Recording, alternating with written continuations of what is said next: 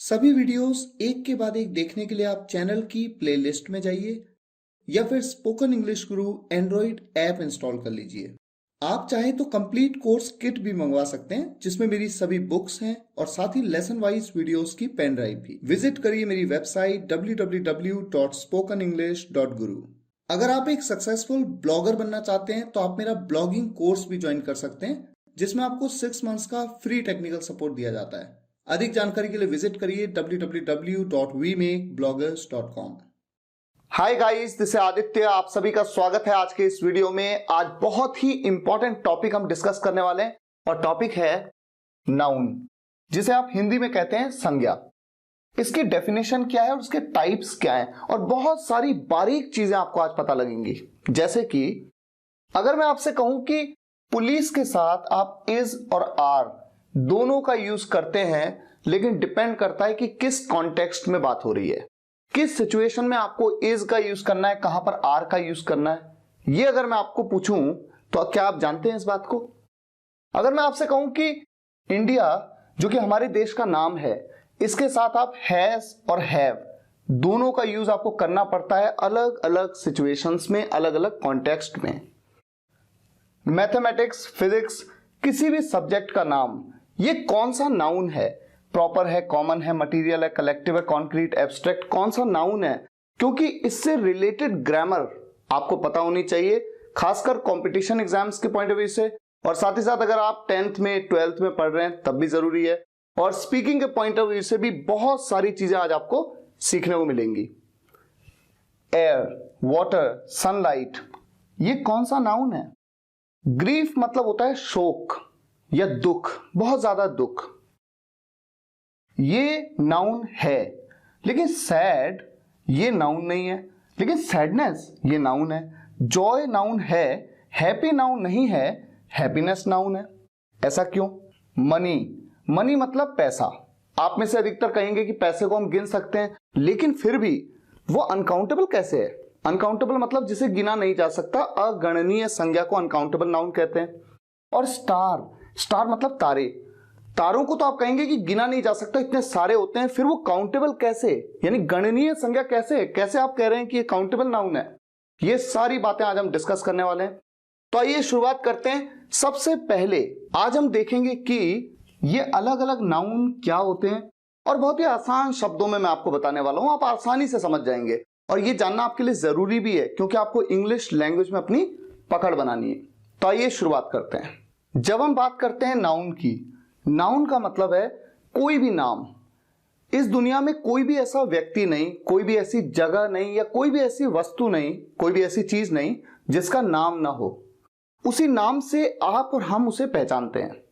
तो कोई भी नाम आपके सामने आ जाए, वो क्या है? वो है एक नाउन। अब इसके भी कई प्रकार होते हैं। पहला टाइप है प्रॉपर नाउन। प्रॉपर नाउन को हिंदी में हम कहते हैं व्यक्तिवाचक संज्ञा। लेकिन आप चूंकि इंग्लिश सीख रहे हैं तो आपको हिंदी में नामों को याद नहीं रखना है, आपको इंग्लिश में ही नामों को याद रखना है। प्रॉपर नाउन, प्रॉपर नाउन की पहले तो डेफिनेशन क्या है? Name of a specific person, place और थिंग। नाम किसका? किसी स्पेसिफिक, किसी विशेष, पर्टिकुलर, किसी विशेष व्यक्ति का नाम, जगह का नाम या चीज का नाम, यानी वस्तु का नाम। एग्जाम्पल्स आपके सामने। रवि, रवि एक पर्टिकुलर व्यक्ति का नाम है। रश्मि एक लड़की का नाम है, पर्टिकुलर, कोई विशेष व्यक्ति है जिसका नाम है ना रश्मि। टफी ये आपके कुत्ते का नाम है मान लीजिए, या फिर किसी व्यक्ति का नाम है फॉर एग्जाम्पल। तो टफी जो भी हो, लेकिन किसी एक स्पेसिफिक पर्सन का नाम है। और पर्सन का मतलब व्यक्ति जब हम कहें तो ऐसा नहीं कि केवल इंसान, उसमें जानवर भी आते हैं। जिस किसी में जान होती है, जो भी लिविंग बीइंग है। किसी पर्टिकुलर प्लेस का नाम क्या है? दिल्ली, इंडिया, इंडिया भी अपने आप में एक जगह है, पूरे वर्ल्ड में इंडिया एक पर्टिकुलर जगह है। उषा, अगर मैं उषा की बात करूं तो उषा किसका नाम हो सकता है? किसी स्पेसिफिक व्यक्ति का नाम भी हो सकता है ना, उषा नाम की लड़कियां होती हैं। और किसी स्पेसिफिक थिंग का नाम भी हो सकता है। उषा फैन, एक फैन का नाम भी तो उषा होता है। तो ये किसी भी स्पेसिफिक पर्सन या थिंग का नाम हो सकता है। रिनॉल्ड्स, आपने अक्सर सुना होगा, रिनॉल्ड्स पेन, ये एक स्पेसिफिक थिंग का नाम है, रिनॉल्ड्स। तो जब भी आपके सामने वर्ड आया रिनॉल्ड्स और आपसे कोई पूछेगा किस तरह का नाउन है, आप कहते हो ये तो एक स्पेसिफिक चीज का नाम है, इसलिए ये एक प्रॉपर नाउन है। ताजमहल। ताजमहल क्या है? एक पर्टिकुलर स्पेसिफिक थिंग का नाम है, एक चीज है ना, वो बिल्डिंग है, वो एक मॉन्यूमेंट है, लेकिन वो एक चीज ही तो है कि हाँ मैंने आज क्या चीज देखी, मैंने ताजमहल देखा। तो इस तरह से ये प्रॉपर नाउन के एग्जांपल्स हैं। अब अगर हम बात करें कॉमन नाउन की, कॉमन नाउन का हिंदी में मतलब होता है जातिवाचक संज्ञा। और जाति मतलब वो जाति नहीं, वो कास्ट वाली बात नहीं हो रही है, यहां पर क्या बात हो रही है? क्लास। जाति मतलब कि किस जाति से हैं, किस कैटेगरी से हैं, किस क्लास से हैं। Name of a class of a person, place और थिंग। किसी भी व्यक्ति की ना एक पर्टिकुलर क्लास होती है कि वो किस क्लास से बिलोंग करता है। मैं एग्जांपल देता हूं आपको। देखिए, मैंने आपके सामने दो लोग बनाए, मान लीजिए इसका नाम रवि है, इसका नाम राकेश है। अच्छा, मैं आपसे पूछूं कि इन दोनों में कॉमन क्या है, यानी इन दोनों की क्लास क्या है, किस वर्ग से, किस श्रेणी से, किस कैटेगरी से बिलोंग करते हैं, तो आप कहेंगे कि ये दोनों क्या हैं? बॉय। अच्छा, दूसरा एग्जांपल, मान लीजिए ये संजय है और ये संजना है, ये लड़का है और ये लड़की है। तो जब ये लड़का है, ये लड़की है, और मैं आपसे पूछूं कि इन दोनों में कॉमन क्या है, इनकी जाति बता सकते हो आप, यानी इनकी क्लास बता सकते हो, कैटेगरी बता सकते हो, तो हाँ यहां पर एक कैटेगरी आप कह सकते। आप बॉय तो नहीं कह सकते क्योंकि ये दोनों बॉयज तो नहीं है, लेकिन ये दोनों क्या हैं? ह्यूमन। तो अगर आपके सामने ये वर्ड आया ह्यूमन और कोई आपसे पूछे कि ये वर्ड कौन सा नाउन है, तो आप कहेंगे ये एक ऐसा वर्ड है जो कि एक लड़के पे भी फिट हो रहा है, एक लड़की पे भी फिट हो रहा है। तो दोनों, यानी एक आदमी पे भी एक औरत पे भी, तो दोनों में ये क्या है? ह्यूमन वर्ड, ये कॉमन नाउन है। इस बात को हमें समझना है। यहां पर जितने भी एग्जाम्पल्स आपको दिख रहे हैं, ये जितने भी वर्ड्स हैं, ये सब क्या हैं? ये सब कॉमन नाउन है। ऐसा मैं क्यों कह रहा हूं? मान लीजिए मैं आपके सामने 3 वर्ड लिखता हूं, देहरादून, दिल्ली और मुंबई, और मैं आपसे ये पूछता हूं कि इन तीनों में कॉमन क्या है, तो आप कहेंगे कि तीनों क्या है? सिटी। तो इन तीनों की क्लास क्या है, इन तीनों की कैटेगरी क्या है? सिटी है। तो इस तरह से जितने भी वर्ड्स आप देख लीजिए, मान लीजिए दिल्ली के साथ साथ आप बात करें उत्तर प्रदेश की, उत्तर प्रदेश एक स्टेट है, एक राज्य है, और दिल्ली अपने आप में एक राज्य भी है। तो अगर दिल्ली और उत्तर प्रदेश में क्या कॉमन है मैं आपसे पूछूं, तो आप कहेंगे कि दोनों स्टेट हैं। मैं आपसे पूछूं कि इंडिया और पाकिस्तान में क्या कॉमन है, तो आप कहेंगे कि दोनों कंट्री है। मैं आपसे कहूं उषा, ये 2 फैन है, एक उषा है, एक हेवल्स है एक का नाम, मैं आपसे कहता हूं इन दोनों में कॉमन क्या है, तो आप कहेंगे ये दोनों फैन है। ये देखिए, एक रेनॉल्ड्स का पेन है, एक पार्कर का पेन है, आप कहेंगे कि दोनों पेन है, इन दोनों में कॉमन ये कि दोनों पेन है। बिल्डिंग की बात करूं, ताजमहल भी तो एक बिल्डिंग है, और पार्लियामेंट वो भी तो एक बिल्डिंग है, तो दोनों में कॉमन क्या है? वो दोनों बिल्डिंग है। मॉन्यूमेंट की बात करूं, ताजमहल एक मॉन्यूमेंट भी है, कुतुब मीनार भी तो एक मॉन्यूमेंट है, तो इन दोनों में कॉमन क्या है? दोनों मॉन्यूमेंट है। तो इस तरह से ये है कॉमन नाउन। तीसरा टाइप है मटीरियल नाउन, जिसे हिंदी में कहा जाता है पदार्थवाचक संज्ञा। नेम ऑफ अ मटीरियल और सब्सटेंस। मटीरियल मतलब होता है सामग्री, और सब्सटेंस मतलब होता है पदार्थ। अच्छा, कोई भी मटीरियल या कोई भी सब्सटेंस जो कि नेचर ने हमें दिया या फिर हमने बनाया, नेचर ने हमें क्या क्या दिया, जैसे गोल्ड, सिल्वर, सॉल्ट, नमक, एयर, ये हमें नेचर ने दिया है ना। वाटर, पानी हमें किसने दिया? नेचर ने दिया, हमने तो नहीं बनाया। स्टोन, पत्थर, सनलाइट, सूरज की किरणें या उसकी रोशनी, उसे कहेंगे सनलाइट।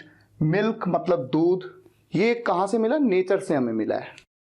और सीमेंट, ये हमने बनाया। ब्रिक, ईंट, हमने बनाया। घी हमने बनाया, उस दूध से हमने क्या बना दिया? घी बना दिया। क्लॉथ, कपड़ा, हमने बनाया। तो कुछ मैन मेड है और कुछ बाय नेचर हमको मिला है। और ये जितने भी वर्ड्स आप यहां पर देख रहे हैं ना, ये सभी कॉमन नाउन भी तो हैं। कॉमन कैसे? मान लीजिए आपके सामने यहां पर भी गोल्ड है, यहां पर भी गोल्ड है, आप कहते हैं इन दोनों में कॉमन क्या है? ये दोनों क्या है? गोल्ड। ये भी पानी है, ये भी पानी है, इन दोनों में कॉमन क्या है? ये दोनों क्या है? वाटर। ये भी सूरज की रोशनी है, ये भी सूरज की रोशनी है, सनलाइट है दोनों। ये भी दूध है, ये भी दूध है, मिल्क। तो ये जितने भी वर्ड्स हैं ये कॉमन नाउन भी हैं, लेकिन चूंकि ये किसी ना किसी मटेरियल या सब्सटेंस का नाम है, इसलिए ये सभी मटेरियल नाउन यानी पदार्थवाचक संज्ञा की कैटेगरी में भी आते हैं। अब ये है कलेक्टिव नाउन। हिंदी में इसका मतलब है समूहवाचक संज्ञा। समूह, समूह मतलब ग्रुप। तो ग्रुप ऑफ क्रीचर्स का नाम किसी भी प्राणियों का ग्रुप, चाहे वो इंसानों का ग्रुप हो, जानवरों का ग्रुप हो, जगहों का ग्रुप या फिर चीजों का ग्रुप, उसे कहते हैं हम कलेक्टिव नाउन। इंसानों का ग्रुप होता है, उसे हम पीपल कहते हैं, यानी लोग, है ना, लोग। क्राउड मतलब होता है भीड़, वो भी इंसानों का ग्रुप है, लेकिन एक कुछ अलग तरह का ग्रुप है, ये कुछ अलग तरह का ग्रुप है। यहां पर 2 या 3 4 लोग भी हो सकते हैं, लेकिन जब हम क्राउड कहते हैं तो क्राउड का मतलब ही ये होता है कि बहुत सारे हैं। और पुलिस, पुलिस भी अपने आप में एक डिपार्टमेंट भी है और वो कई लोगों का ग्रुप भी है, क्योंकि वहां पर कई सारे इंडिविजुअल ऑफिसर्स भी हैं। तो ये भी चूंकि एक ग्रुप को डिनोट कर रहा है, इसलिए ये कलेक्टिव नाउन कैटेगरी में आता है। टीम, टीम में भी कई लोग होते हैं, इसलिए collective noun. Heard, heard of cows, जैसे हम कहते हैं ना गायों का हर्ड, यानी ग्रुप। तो हर्ड ये जानवरों का है, क्रीचर्स का ग्रुप, तो ये भी कलेक्टिव नाउन है। स्टेट, जैसे कि उत्तराखंड, उत्तर प्रदेश, मध्य प्रदेश, ये सभी क्या है, ये सभी स्टेट हैं और इनके अंदर कई सिटीज आती हैं, इसलिए चूंकि ये ग्रुप ऑफ सिटीज है इसलिए कलेक्टिव नाउन है। कंट्री, ये ग्रुप ऑफ स्टेट्स है, कई स्टेट्स का ग्रुप होती है कंट्री, इसलिए कलेक्टिव नाउन है। और फ्लीट किसे कहते हैं, फ्लीट कहते हैं नाव के ना, शिप्स का फ्लीट होता है, फ्लीट ऑफ शिप्स। नाव जो होती है उनका पूरा एक ग्रुप होता है जो एक साथ चलता है, उसे कहते हैं फ्लीट। तो ये सब क्या है, कलेक्टिव नाउन। अच्छा, ये जितने भी कलेक्टिव नाउन है इनको देख करके बड़ी हैरानी होती है, क्योंकि इनका जो यूज होता है वो बड़ा ही अटपटा सा होता है। अगर आप ध्यान दें, पीपल, एक वर्ड है पीपल, पीपल मतलब लोग, पीपल के साथ हमेशा आर का यूज होता है, इसमें तो कोई दो राय नहीं है। एग्जाम्पल आपके सामने है, people are gathered in that hall, तो ये तो क्लियर है कि यहां पर आर का यूज होगा। अब इस सेंटेंस में देखिए, ये आपके लिए थोड़ा नया भी हो सकता है, क्योंकि आपको शायद ना पता हो कि पीपल के साथ एस का भी यूज किया जाता है। वैसे तो पीपल अपने आप में प्लूरल वर्ड है, पर्सन मतलब एक व्यक्ति, पर्सन मतलब व्यक्ति, और पीपल मतलब एक से ज्यादा व्यक्तियों का ग्रुप। लेकिन एस का यूज तब किया जाता है, केवल तब जब अलग अलग देशों के लोगों की बात हो। Peoples from India and Australia are gathered in that hall. लेकिन चाहे बात अलग अलग देशों के लोगों की और तब पीपल्स हम कह रहे हैं, चाहे नॉर्मल हम पीपल कहते हैं, लेकिन दोनों ही केसेस में आप देखेंगे कि हमेशा आप क्या यूज करते हैं, आर। क्राउड, क्राउड मतलब भीड़, क्राउड के साथ में हमेशा इज का यूज होता है, जबकि है ही अपने आप में एक प्लूरल वर्ड जैसे कि ये है, लेकिन इसके साथ हमेशा इज का यूज होता है। एग्जाम्पल देखिए, the crowd is shouting his name, भीड़ उसका नाम चिल्ला रही है, शाउट कर रही है, जोर जोर से उसका नाम ले रही है, ठीक है इज। लेकिन इंटरेस्टिंग ये है कि ऐसा हो सकता है कि एक भीड़ ये हो और एक भीड़ वो हो, दोनों के नजरिए डिफरेंट है, तो दो अलग अलग भीड़ है वो।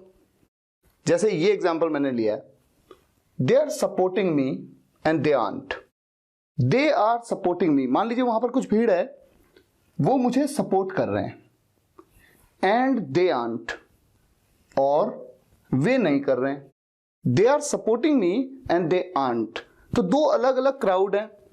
Both the crowds are here, दोनों क्राउड्स यहां हैं। आप सोचेंगे कि मैंने क्राउड के साथ तो मैंने कहा कि केवल इज लगाना है, लेकिन यहां पर तो चूंकि मैंने आर का यूज किया, आर का यूज तो मैंने तब किया जब एक से ज्यादा क्राउड की बात की, यानी कि क्राउड के साथ अगर मैं एस लगा दूं, अगर मैं एस लगा दूं, केवल उसी केस में तो मैं आर यूज करूंगा। अगर एस का यूज नहीं है, केवल क्राउड कहना है, तो उसके साथ तो मैं इज का ही यूज करूंगा। और यही कॉन्सेप्ट यहां पर, यहां पर, यहां पर, यहां पर फिट होता है। अगर मैं एस लगाऊंगा तो मैं आर का यूज कर सकता हूं, यहां पर भी यही है, यहां पर भी, यहां पर भी। लेकिन कुछ ऐसे वर्ड्स भी होते हैं जिनमें आप एस का यूज कभी करते नहीं, यहां पर तो करेंगे आप, टीम के साथ में एस का यूज आप करते हैं। अच्छा, कमाल की बात यह है, पुलिस एक ऐसा वर्ड है जिसमें एस का यूज तो आप करते ही नहीं है, लेकिन उसके बावजूद इज भी यूज करते हैं इसके साथ, आर भी यूज करते हैं। अभी मैं एग्जांपल आपको दूंगा। टीम के साथ क्या है, टीम में एस अगर नहीं भी लगाते उसके बावजूद आप इसके साथ इज और इसके साथ आर दोनों का यूज करते हैं। अभी ये एग्जांपल्स मैं देने वाला हूं, लेकिन उससे पहले जिस तरह से क्राउड के साथ इज और जब एक से ज्यादा क्राउड की बात हुई तो क्राउड्स कर दिया और उसके साथ में आर का यूज किया, यही कॉन्सेप्ट यहां पर में आपने फ्लीट के साथ देखा। अ फ्लीट ऑफ शिप्स, जहाजों का एक ग्रुप, जहाजों का एक ग्रुप या बेड़ा भी तो कह सकते हैं ना, जहाजों का एक बेड़ा है, क्योंकि यहां पर सब्जेक्ट मेन ये है, तो ये हमेशा इसके साथ क्या यूज कर रहे हैं आप, इज। हाँ ये बात अलग है। अच्छा पहले उससे पहले इस सेंटेंस को पूरा देख लीजिए। A fleet of ships is sailing together. Sail मतलब होता है जल यात्रा करना। पानी में जब आप यात्रा करते हैं तो उसे सेल कहते हैं। अब इस सेंटेंस में देखिए, यहां पर एक फ्लीट नहीं, एक से ज्यादा है, तो जो एक से ज्यादा है इसलिए एस लगा दिया। तो जब मैंने यहां पर एस लगा दिया तो यहां पर मुझे आर का यूज करना होगा। टू फ्लीट्स ऑफ शिप्स, जहाजों के दो बेड़े। कुछ जहाजों का बेड़ा ये है, ग्रुप ये है, कुछ जहाजों का ग्रुप ये है। Two fleets of ships are sailing together, साथ में जल यात्रा कर रहे हैं, यानी कि चल रहे हैं। अब बात करते हैं पुलिस और टीम की। मैंने आपके सामने 4 सेंटेंस लिखे हैं। पहले 2 सेंटेंस में अगर आप देखें तो पुलिस को मैंने एज अ सिंगुलर ट्रीट किया है। सिंगुलर यानी एक वचन, इसीलिए तो इसका यूज किया, यहां पर हैज का यूज किया। और इन दोनों सेंटेंसेस में पुलिस को as a plural, as a बहुवचन ट्रीट किया गया है, एक से ज्यादा, प्लूरल, इसीलिए आर का यूज किया और हैव का यूज किया। तो होता यह है कि जब भी हम पुलिस को एक डिपार्टमेंट के रूप में देखते हैं, एज अ यूनिट देखते हैं, एज एन ऑर्गेनाइजेशन देखते हैं, एज एन इंस्टीट्यूशन देखते हैं, ऐसे में इसे एज अ सिंगुलर ट्रीट किया जाता है। तो ऐसा समझिए कि जैसे मानो यहां पर डिपार्टमेंट छुपा हुआ है। The police department is investigating it. Police department इसे इन्वेस्टिगेट कर रही है। तो भले ही सेंटेंस लिखा है the police is investigating it, लेकिन मानो ये ऐसा है the police department is investigating it. ठीक, यहां पर भी the police department has been searching that criminal for a long. Police department उस क्रिमिनल को लंबे समय से ढूंढ रही है। तो कुल मिला के यहां पर डिपार्टमेंट मानो छुपा हुआ है। तो एक केस तो हो गया यहां पर जब आपने पुलिस को as an organisation, as a unit treat किया। अच्छा, दूसरा केस है जहां पर आप पुलिस को एज एन ऑर्गेनाइजेशन नहीं, बल्कि जैसे मानो कि ऑफिसर्स की आप बात कर रहे हैं, पुलिस ऑफिसर्स की आप बात कर रहे हैं, ऐसे में आप उसे प्लूरल ट्रीट करते हैं। तो ऐसे मानो जैसे कि सेंटेंस में ना द पुलिस ऑफिसर्स, यहां पर ऑफिसर्स छुपा हुआ है, जैसे यहां पर डिपार्टमेंट छुपा हुआ था, यहां पर ऑफिसर्स छुपा हुआ है। The police officers are patrolling in my area to maintain peace. Police officers मेरे एरिया में पेट्रोलिंग कर रहे हैं, यानी कि गश्त लगा रहे हैं, टू मेंटेन पीस, शांति बनाए रखने के लिए। और इस सेंटेंस में भी the police have enjoyed the party with their families. यहां पर ऐसे मानो जैसे यहां पर ऑफिसर्स लिखा हुआ होता, लेकिन लिखा नहीं है। आप लिखो ना लिखो, बात एक ही है। The police officers have enjoyed the party with their families. Police officers enjoy कर चुके हैं पार्टी अपनी फैमिलीज के साथ। तो कुल मिलाकर जब आप पुलिस को एज एन ऑर्गेनाइजेशन देखते हैं तो सिंगुलर ट्रीट करते हैं, और जब पुलिस को एक ग्रुप ऑफ पीपल देखते हैं, इंडिविजुअल्स का एक ग्रुप देखते हैं, ऑफिसर्स समझ के देखते हैं, तो उसे प्लूरल ट्रीट करते हैं। अब बात करते हैं टीम की। टीम से रिलेटेड 2 एग्जांपल्स मैंने यहां पर लिए हैं, और जैसे पुलिस का कॉन्सेप्ट है वैसे ही टीम का भी कॉन्सेप्ट है। अगर आप टीम को एज अ यूनिट देखें कि एक पूरा यूनिट है, ये एक पूरा ऑर्गेनाइजेशन है ये, तो वहां पर आप इसे सिंगुलर ट्रीट करेंगे। और जब आप टीम के प्लेयर्स के रूप में देखें, जैसे पुलिस के ऑफिसर्स आपने समझे थे, वैसे टीम के प्लेयर्स के रूप में देखें तो इसे प्लूरल ट्रीट किया जाता है। पहला sentence, the team is going to England next month. Team अगले महीने इंग्लैंड जा रही है। तो यहां पर पूरी टीम एक यूनिट की तरह है, तो वो इंग्लैंड जा रही है। और यहां पर जब मैं कहता हूं the team are shopping today, team आज शॉपिंग कर रही है because they want to be relaxed. हो सकता है कल उनका मैच हो तो आज वो रिलैक्स होना चाहते हैं, इसलिए वो शॉपिंग कर रहे हैं। तो यहां पर टीम के प्लेयर्स कर रहे हैं शॉपिंग, टीम नहीं कर रही, एज अ यूनिट टीम नहीं कर रही है शॉपिंग, बल्कि टीम के खिलाड़ी कर रहे हैं। Team players are shopping today. तो ये तो बात हुई कलेक्टिव नाउन की। कुछ वर्ड्स हमेशा सिंगुलर हैं, कुछ हमेशा प्लूरल हैं, और कुछ वर्ड्स ऐसे हैं जो सिंगुलर भी ट्रीट किए जाते हैं और प्लूरल भी ट्रीट किए जाते हैं। है ना कितना इंटरेस्टिंग। अब मैं आपके सामने एक एक्सेप्शनल केस रखता हूं, जैसे इंडिया की बात करते हैं। इंडिया एक कंट्री का नाम है, तो स्पेसिफिक नेम है वो एक कंट्री का, तो इसलिए ये एक प्रॉपर नाउन भी है, ठीक है। और एक तरफ अगर हम देखें तो इंडिया में कई सारे स्टेट्स हैं, तो कई सारे स्टेट्स का एक ग्रुप है, तो ये कलेक्टिव नाउन भी है। आपको जान के हैरानी होगी कि जब भी इंडिया को एज अ कंट्री आप देखते हैं, एज अ कंट्री, तो इसे हमेशा सिंगुलर ट्रीट किया जाता है। इसीलिए आप देख रहे हैं यहां पर एज का यूज किया गया। India is the largest democracy in the world. Bharat दुनिया की सबसे बड़ा लोकतंत्र है, सबसे बड़ी डेमोक्रेसी है। और ये जो दूसरा एग्जांपल है, इंडिया हैव 11 प्लेयर्स, यहां पर इंडिया को एज अ टीम देखा गया है। जब एज अ टीम देखा जाए किसी भी कंट्री को, तो हमेशा उसे प्लूरल ट्रीट किया जाता है, इसीलिए यहां पर हैव का यूज किया गया है। एक एग्जांपल मैं और आपके सामने रखता हूं। जैसे मान लीजिए मैं कहूं कि India have won the match, India have won the match। यहां पर इंडिया को कैसे देखा जा रहा है, एज अ टीम देखा जा रहा है, इसीलिए यहां पर हैव का यूज किया गया। अब इसके बाद हम आगे मूव करेंगे कॉन्क्रीट और एब्स्ट्रैक्ट नाउन पे, लेकिन अगले पार्ट में।